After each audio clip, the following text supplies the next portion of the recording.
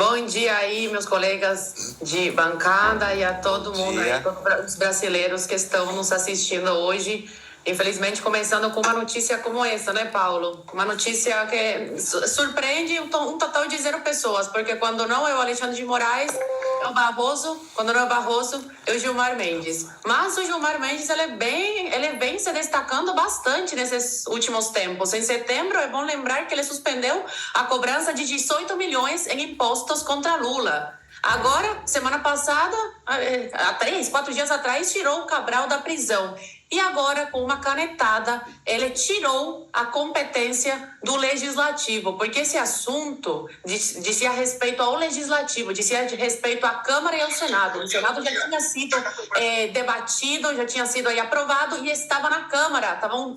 Estavam tendo muito problema aí para aprovar, os deputados não estavam querendo aprovar. E aí, o que fez o partido do Randolph, querido, os grandes responsáveis aí da escalada do ativismo judicial, correram para o colo aí do Supremo Tribunal Federal, como eles sempre fazem. E aí tiraram o poder de 513 parlamentares. Dizia respeito a 513 parlamentares essa discussão. Não dizia respeito à Suprema Corte. O que está acontecendo no Brasil foi o que aconteceu na Venezuela. E como eu falei, Paulo, no meu vídeo aí, no meu Reels, no Instagram, em 2017, a oposição denunciou a ditadura após o Supremo da Venezuela assumir papel do Congresso. Essa notícia é de 30/3 de 2017. O que eu falo que falta para o brasileiro, para alguns brasileiros, é estudar mais a história principalmente da América Latina. Só aprendendo sobre história para a gente não cometer os mesmos erros. Por que a humanidade, né? Por que tantas guerras na humanidade? Por que tantos conflitos? Por falta de estudo sobre a história. Se a gente estudasse a história, a gente evitaria muitas tragédias, muitas guerras, muitos problemas para o nosso país. O problema é que as pessoas não aprendem por bem. Infelizmente, o ser humano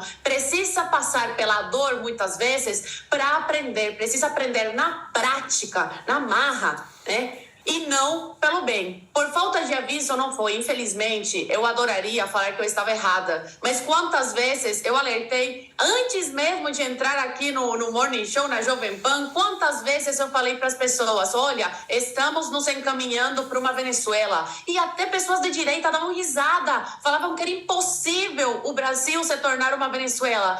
E olha aí, o Brasil venezuelou. Quantas coisas semelhantes temos hoje? Manifestantes sendo presos, o Congresso sem poder algum, nossa moeda enfraquecida, o dólar subindo cada vez mais. Agora com essa decisão do Gilmar, essa decisão inconstitucional, o dólar subiu mais. Então quantas coisas hoje temos parecidas com a Venezuela? Infelizmente, por falta de aviso não foi. Mas infelizmente o Brasil está passando o mesmo que os venezuelanos fizeram no começo. No começo, quando você chegava, os cubanos chegavam e falavam, olha, tomem cuidado, a Venezuela vai se tornar uma Cuba. Eles davam risada, literal. Eu tenho primos que trabalhavam em programas parecidos com o Mais Médicos lá na Venezuela. E eles falavam, tomem cuidado. Eles desertaram e acabaram ficando lá, depois migraram para Miami, porque a Venezuela não dá mais, né? Se tornou uma verdadeira Cuba. Mas quando eles alertavam as pessoas, os venezuelanos, eles davam risada. Falavam, tá louco, isso aqui nunca vai virar uma Cuba, a história é muito diferente, olha o país, sei lá, é uma ilha, não tem como instaurarem uma ditadura aqui.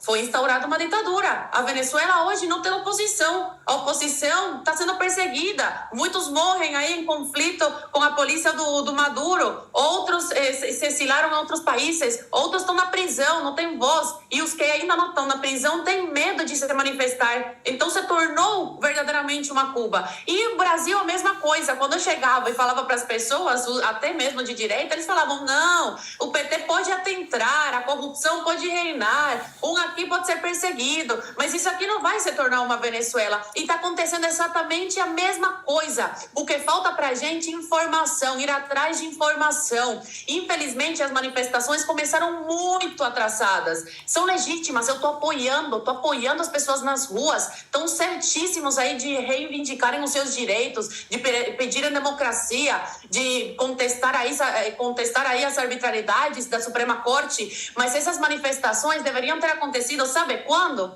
Quando o Lula foi solto aí pelos seus comparsas, pelos seus amiguinhos.